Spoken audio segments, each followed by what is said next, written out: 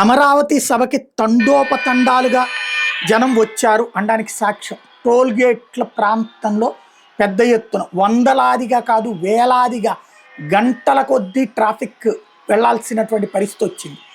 ఈ స్థాయిలో నడిచింది. ఇది పెద్ద ఎత్తు నడిచింది. ఒక ఎత్తు అయితే మరొక కీలకమైనటువంటి అంశం అక్కడ పబ్లిక్ పెద్ద ఎత్తున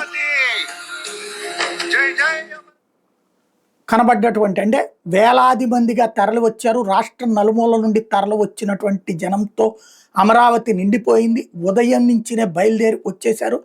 రాష్ట్రంలోని వివిధ ప్రాంతాలన్నీ కూడా సంపూర్ణంగా జనాభాతో కనిపించినాయి, పబ్లిక్తో కనిపించినాయి.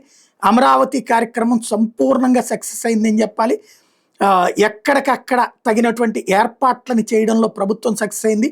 అదే సందర్భంలో రైతులకి తాము కోరుకున్నటువంటి భరోసాని ఇచ్చే విషయంలో కూడా ప్రధానంగా ఈ సందర్భంగా ప్రధానమంత్రి చేత ఇప్పించినటువంటి స్పీచ్తో సాధ్యమైంది.